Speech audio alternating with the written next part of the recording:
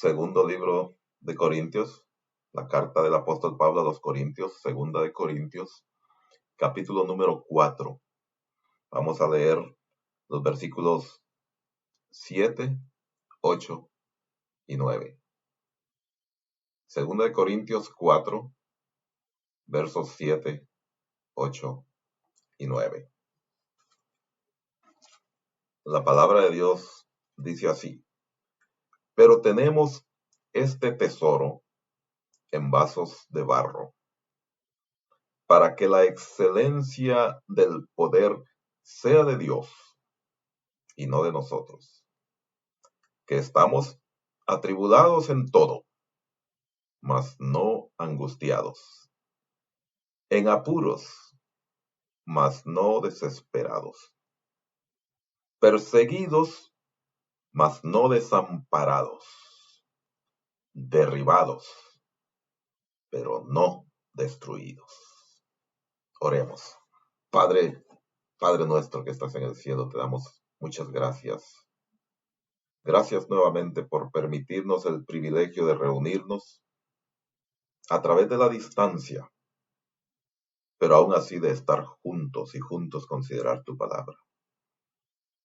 Y en este momento te pedimos que tú abras nuestra mente, abras nuestro entendimiento, abras nuestros ojos para que podamos ver tu bondad, para que podamos ver tu poder y para que podamos seguir el camino que tú quieres que sigamos. Ayúdanos, guíanos, háblanos, quita todo estorbo de entre nosotros para que todos juntos podamos abrir nuestro corazón y escuchar tu palabra. Que tu Espíritu Santo ministre a nuestras vidas y nos dé ánimo y nos dé aliento y nos ayude para seguir adelante. Te lo pedimos en el nombre de Jesucristo, nuestro Salvador. Amén. Bien, mis hermanos, hemos considerado un pasaje que el apóstol Pablo escribió a un grupo de creyentes en el primer siglo que estaban pasando por situaciones un tanto difíciles. Y nosotros en el día de hoy estamos comenzando un nuevo año. Y usualmente cuando hay un nuevo año hay personas con sueños y expectativas muy grandes, y eso es muy bueno. Pero también hay personas desilusionadas. Y en el día de hoy podemos encontrar muchas personas desilusionadas, tristes, han tenido fracasos y sueños rotos, han visto en el año que pasó situaciones que no esperaban y que posiblemente eran un poco difíciles. Algunos han tenido que enfrentar la enfermedad, han tenido que enfrentar la pérdida de un ser querido, uh, han tenido que enfrentar la pérdida de, de su empleo, muchas situaciones que pueden ciertamente afectar la vida de las personas. Y aún en el caso de los creyentes, no estamos exentos de situaciones difíciles y posiblemente más de uno de nosotros nos sentimos un poco desalentados porque hemos tratado de ganar a alguien para Cristo y no se ha podido. O porque hemos tenido una oración que pensamos que no ha sido contestada. Este mundo no nos prepara para los sufrimientos, para las angustias, para las tristezas, ni para los fracasos. Y a menudo nosotros los seres humanos buscamos una respuesta y a veces culpamos a otras personas. Algunos posiblemente culpan a Dios. Hay otros que posiblemente se culpan a sí mismos y entran en un plano de autocompasión. Los creyentes del Nuevo Testamento a los que Pablo les escribió esta carta no estaban exentos de problemas. Eran un grupo de personas que vistos desde el lente humano, desde el lente de la sociedad en el que ellos estaban viviendo, eran considerados como personas fracasadas, personas que habían perdido todas sus posesiones, personas que estaban siendo perseguidos, algunos habían visto a sus familiares ser asesinados por causa de Cristo. Ah, personas que no tenían muchas expectativas en este mundo y el mundo posiblemente los veía como personas fracasadas. Y algunos de ellos posiblemente estaban siendo afectados por todas estas situaciones. Y el apóstol Pablo, inspirado por el Espíritu Santo, escribe estas palabras a este grupo de creyentes. Y por ende lo escribe a los creyentes de todos los tiempos y lo escribe a nosotros. El Espíritu Santo inspiró estas palabras para que nosotros, ahora en el siglo XXI, podamos también atender el consejo divino, el consejo de la palabra de Dios.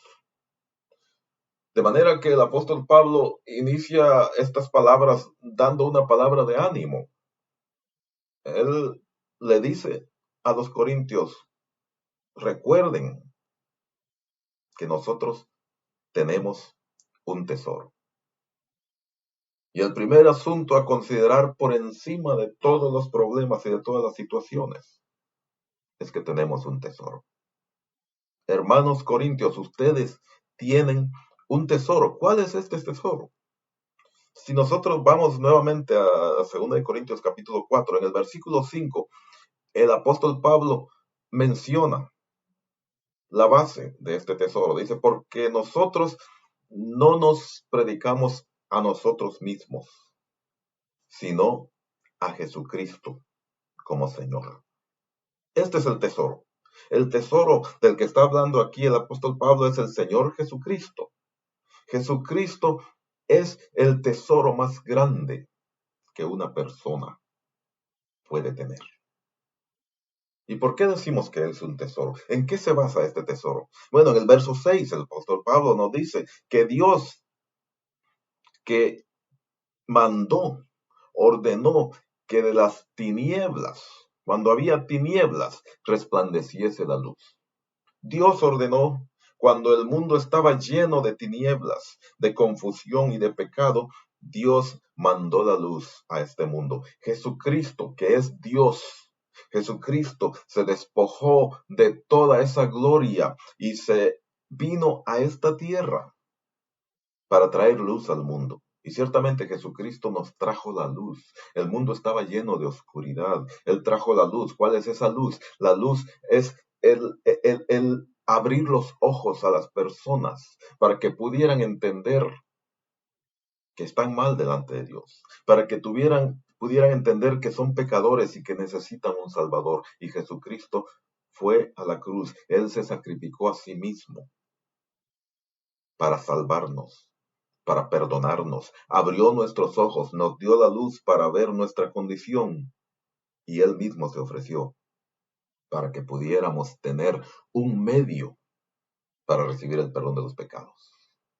Por esta razón, en Juan capítulo 8, verso 12, el Señor Jesús declara de sí mismo y dice, yo soy la luz del mundo y todo aquel que me sigue no andará jamás en tinieblas. Y si tú eres un seguidor de Cristo, si tú eres una seguidora de Cristo, si tú has aceptado a Jesucristo como tu Salvador, si Él es tu Señor, tú tienes un inmenso tesoro. Y esto es suficiente para cobrar ánimo, para cobrar aliento. Tienes un tesoro. El tesoro es Jesucristo, la luz que vino al mundo cuando nosotros no lo merecíamos. Tú tienes ese tesoro. Jesucristo está morando dentro de tu corazón.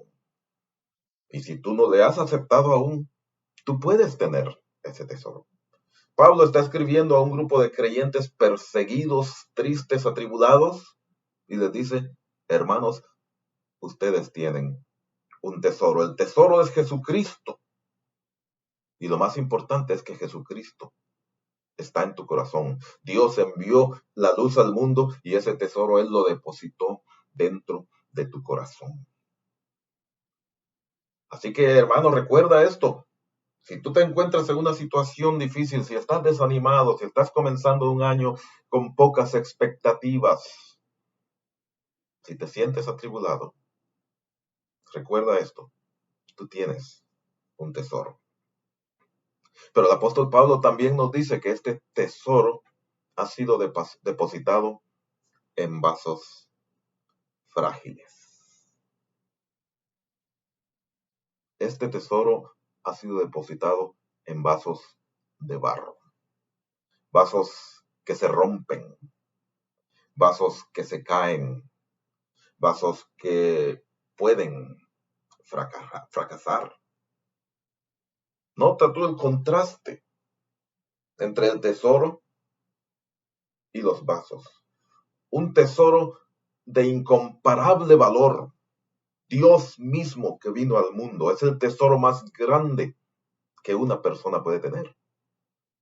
Y sin embargo, ese tesoro ha sido depositado en vasos frágiles, en vasos que se rompen. En el tiempo antiguo, los grandes reyes y los poderosos y los ricos tenían sus vasos de oro y de plata, de metales preciosos, que no se rompían, que no se dañaban. Sin embargo, aquellos que no tenían los recursos tenían que tener un vaso de barro, que fácilmente se podía romper. Y este es el contraste. ¿Por qué razón Dios depositó ese tesoro tan grande en vasos de barro? El apóstol Pablo nos lo dice allí mismo en el verso que acabamos de leer, que tenemos ese tesoro en vasos de barro para que la gloria sea de Dios y no de nosotros. Jesucristo, el tesoro más grande, merece toda la gloria. Y Él depositó su tesoro en vasos frágiles, para que el poder, la gloria, la excelencia sean de Él y no de nosotros, porque Él sabe que una de las grandes debilidades del ser humano es que muy fácilmente creemos que somos muy importantes. Muy fácilmente nos enaltecemos, muy fácilmente nos llenamos de orgullo y de vanagloria.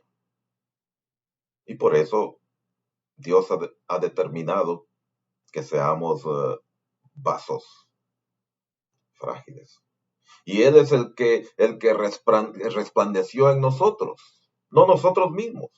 Esto nos dice el apóstol Pablo nuevamente en el verso que acabamos de leer, en el verso 6. Él es el que resplandeció en nosotros para que nosotros entonces seamos un reflejo de la gloria de Dios. Él es, dice, quien resplandeció en nuestros corazones para iluminación del conocimiento de la gracia de Dios en la faz de Jesucristo. Todo lo que esto está diciendo es que la luz que vino al mundo ha sido depositada en la vida de los creyentes para que estos sean un reflejo de la gloria de Dios.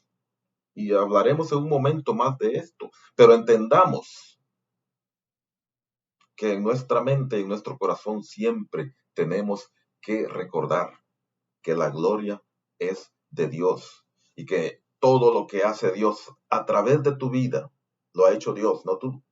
Y la gloria es de Dios, para que no nos enorgullezcamos, para que reconozcamos la soberanía de Dios. Y el apóstol Pablo nos trae a la realidad en el verso número 8, cuando nos dice que por el hecho de estar en estos tesoros, en estos vasos de barro, nosotros estamos atribulados. No somos inmunes, no somos perfectos, somos vasos frágiles. Y por eso estamos así mismo, en, en tribulación. El apóstol Pablo nos dice, es posible ser un hijo de Dios, es posible ser un creyente y estar pasando por tiempos difíciles y estar pasando por una tribulación. Es posible estar triste, es posible estar atribulado, que significa estar triste, estar compungido, pero no por eso tenemos que estar angustiados. Estamos tristes, pero no angustiados. Una persona angustiada es alguien que ha perdido toda esperanza, alguien que ya no puede ver más allá, que ya no tiene ninguna opción, ninguna esperanza. Pablo dice, nosotros estamos atribulados, pero no estamos angustiados. Eh, estamos en apuros, estamos en aprietos, pero no estamos cometiendo locuras. Estamos perseguidos y es posible para un cristiano estar perseguido y en el día de hoy hay millones de creyentes que son perseguidos por el simple hecho de seguir a Jesucristo. Es posible estar perseguido, pero no estamos solos, no estamos desamparados. Es posible eh, estar derribados. Es posible que tú estés en el piso ahora mismo, pero no tenemos que estar destruidos y no vamos a estar destruidos. Porque aunque somos vasos frágiles, Dios tiene control de todas las situaciones. Eh, así que entiende, mi hermano, es posible tener problemas, es posible tener caídas, es posible tener fracasos y estar tranquilos. ¿En qué se basa esta tranquilidad? Se basa en la promesa de Dios. Dios ha hecho una promesa muy, muy clara y evidente a nosotros. Dios nos ha prometido que Dios tiene las riendas de todas las cosas. En el libro de Hebreos, capítulo 10, verso 23, dice, mantengamos firme, sin fluctuar, la profesión de nuestra esperanza, porque fiel es el que prometió. Es posible estar en cualquier situación y estar tranquilo. Y esta tranquilidad se basa en la fidelidad de Dios, no necesariamente en la nuestra, en la fidelidad de Dios. Fiel es Dios quien prometió. Y por eso nuestra esperanza puede estar firme. No tenemos que estar angustiados, porque Dios tiene las riendas. Dios tiene el timón del vehículo. Dios está manejando todo, aun cuando parece que no fuera así, cuando muchos declaran que no es así. Recuerda que tus caídas no son las caídas de Dios. Tus fracasos no son los fracasos de Dios. Dios no ha fracasado en sus planes. Dios tiene un plan que Él trazó desde antes de la fundación del mundo. Dios tiene un objetivo al cual todos vamos a llegar. Y Dios tiene un objetivo para tu vida. Y Él tiene un plan y Él lleva las riendas de tu vida. Aun cuando las cosas no suceden como tú esperarías que fueran, Dios tiene todo bajo control. Hay muchas razones por las que podemos estar en momentos difíciles. Y en el día de hoy, el mundo entero está pasando por una inmensa crisis. Y hay muchas razones. A veces los problemas que pasamos nosotros son debido a que Dios está probando nuestra vida. A veces pueden ser pruebas o puede ser Dios librándonos de una tragedia, Dios librándonos de algo peor. Y cuántas veces Dios te ha librado de algo a través de un problema y tú nunca te diste cuenta que Dios te estaba librando. Pueden ser mis errores. Muchas veces los problemas son causas de mis errores y de mis pecados.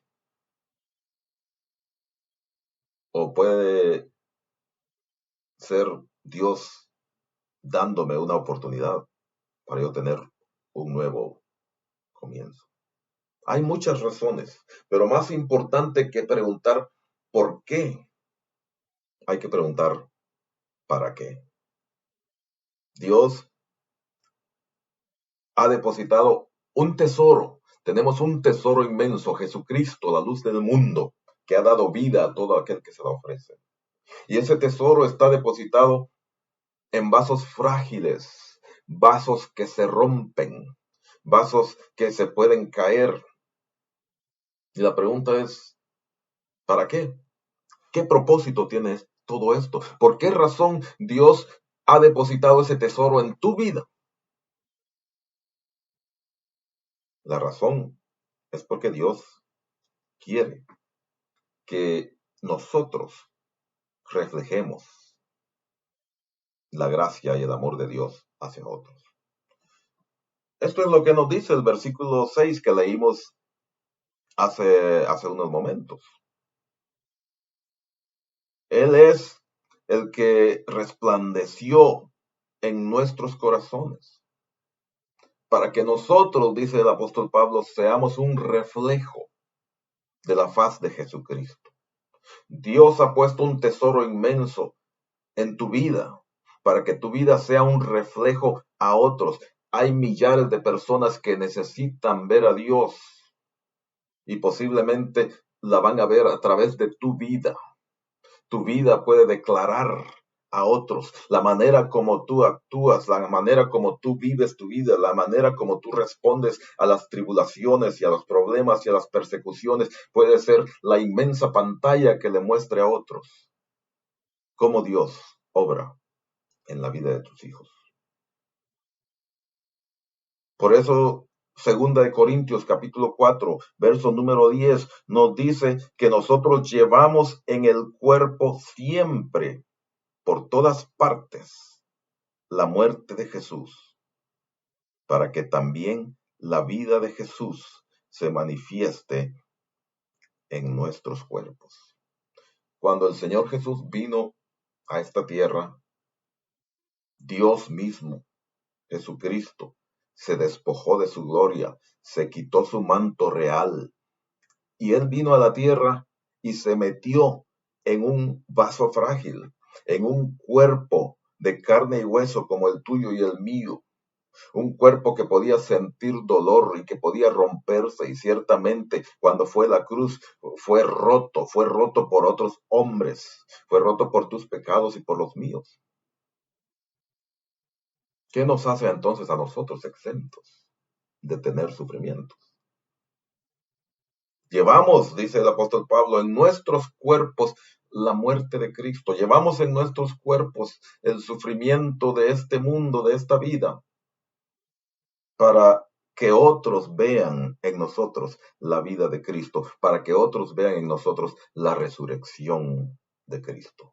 De manera que en tu vida posiblemente hay más de un sufrimiento y más de una tristeza y más de un dolor y más de una enfermedad.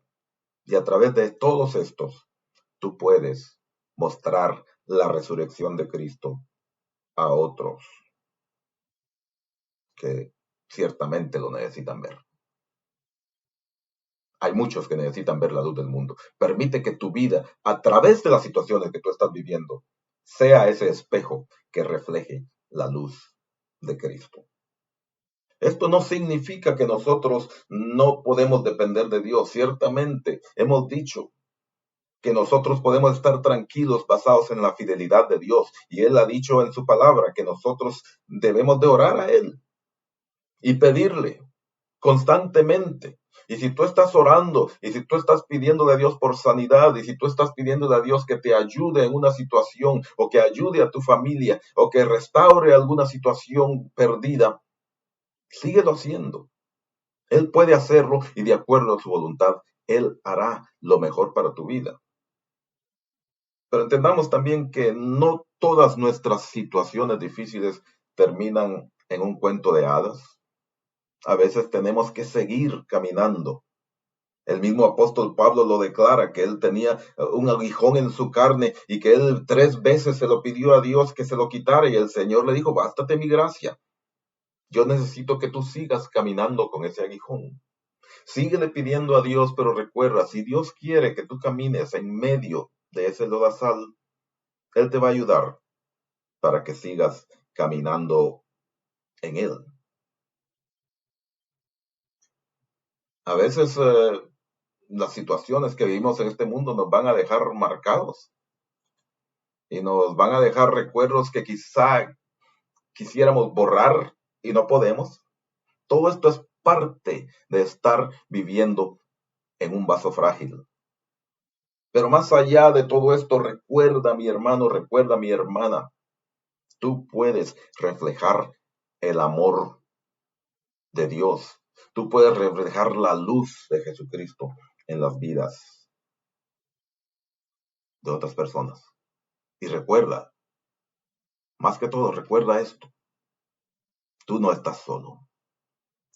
Tú no estás sola. Si Jesucristo es tu Señor, si tú has aceptado a Jesucristo como tu único y suficiente Salvador, si tú has reconocido que tus pecados te separan de Dios y que estás condenado a una vida eterna, y si tú has aceptado a una muerte eterna, y si tú has aceptado a Jesucristo para que Él te dé vida eterna, Él está viviendo dentro de ti. Él está contigo en donde quiera que tú vas. Tú no estás solo.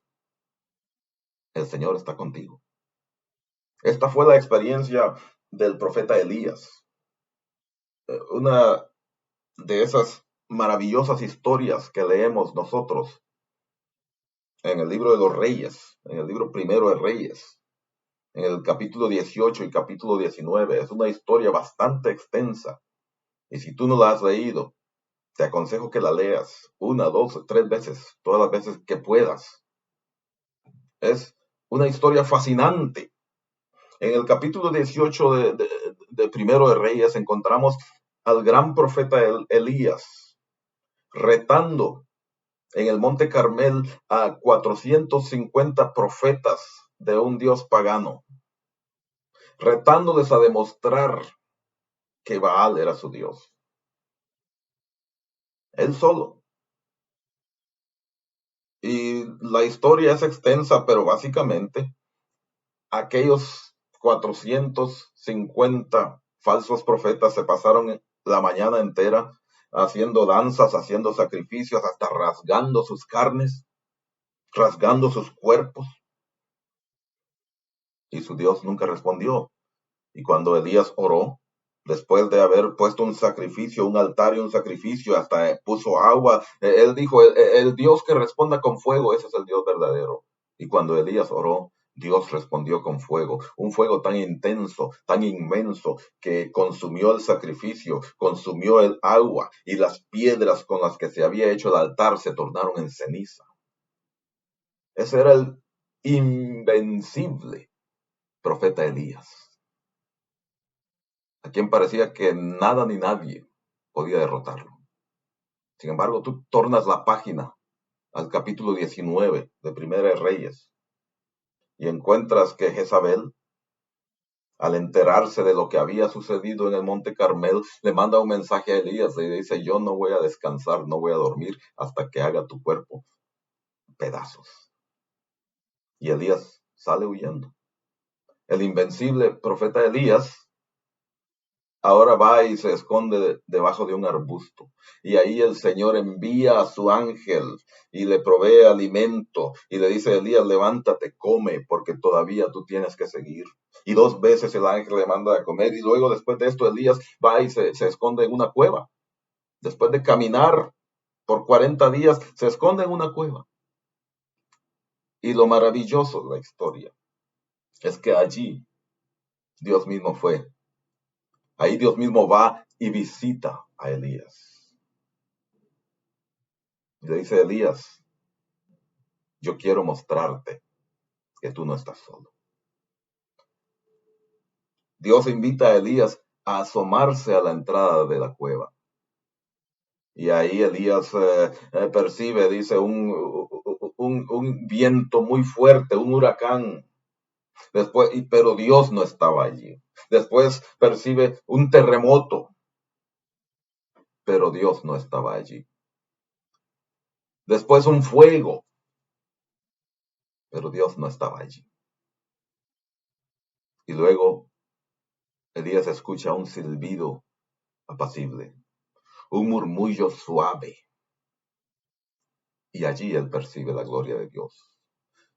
Y se cubre su rostro porque finalmente él está percibiendo la gloria de Dios. Y a través de ese murmullo suave, Dios le está demostrando que él está con él. Dios no estaba en el viento recio. Dios no estaba en el terremoto. Dios no estaba en el fuego. Estos son símbolos que Dios le da a Elías para que entienda que todos esos vientos y fuegos y terremotos no provienen de Dios. Dios es soberano, Dios es poderoso y nada sucede sin su permiso. Pero Él no es la fuente de todos los problemas y las crisis que tú puedas ver en tu vida. Sí, ciertamente si suceden es porque Él las permite. Y nosotros podemos trasladar estos símbolos, estas imágenes que Dios le da a Elías a nuestro día. Y tú puedes conectar allí esas situaciones difíciles que tú estás pasando, esas situaciones difíciles que el mundo está pasando. Yo ciertamente podría decir, vino una crisis de violencia inmensa en el mundo, pero Dios no estaba allí. Y vino una crisis económica, pero Dios no estaba allí. Y vino una inmensa pandemia, pero Dios no estaba allí. Pero cuando vino un murmullo suave, el murmullo suave de la palabra de Dios, allí estaba Dios.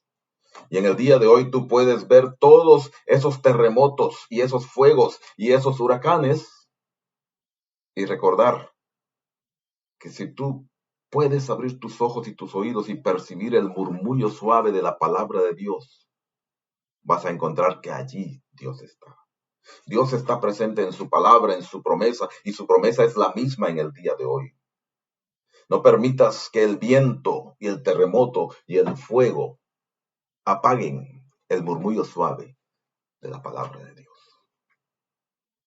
Y fue ese murmullo suave, fue la palabra de Dios lo que le dio ánimo a Elías para levantarse.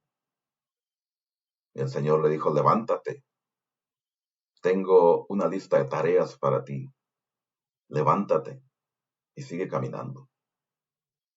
Y el murmullo suave de la palabra de Dios levantó a Elías para que pudiera seguir caminando. Y antes de él partir, el Señor le dice a Elías, por cierto, mi siervo Elías, uh, esos temores que tú abrazas. Porque cuando Elías fue confrontado con su situación y cuando él estaba huyendo, y Dios le pregunta a él, ¿por qué? ¿Por qué huyes?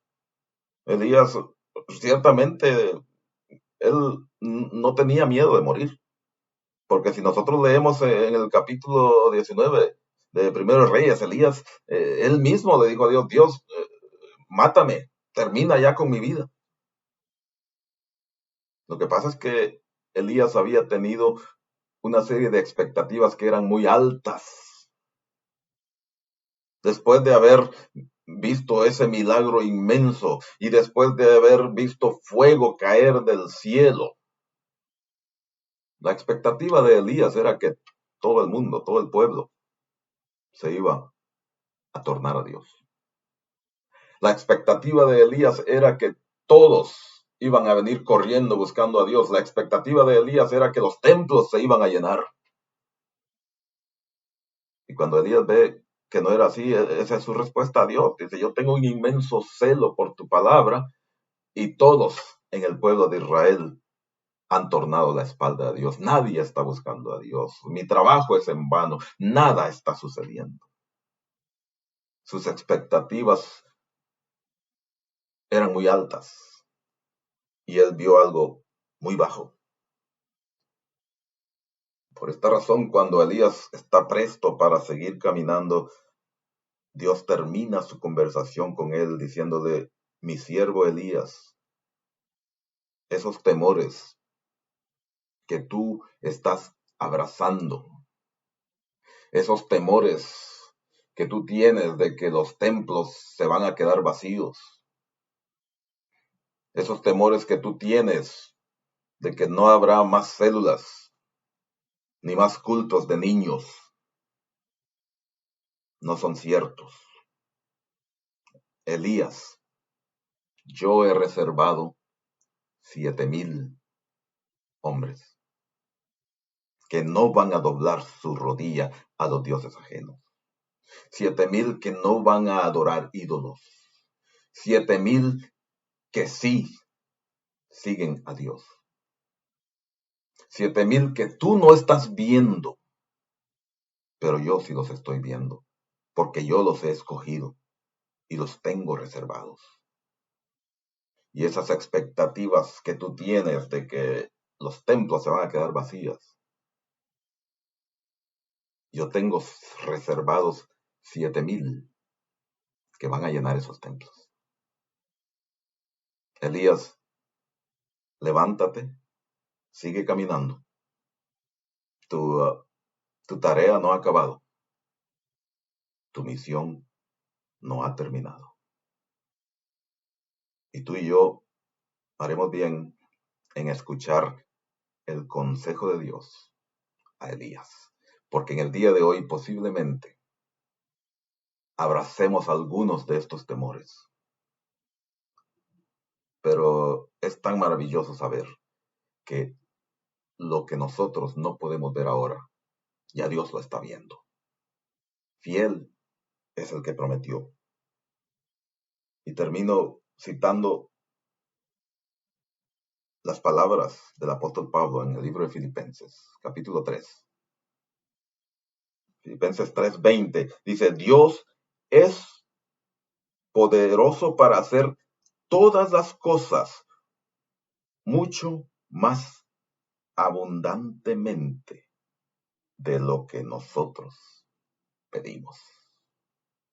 Dios puede hacer mucho más de lo que tú le has pedido.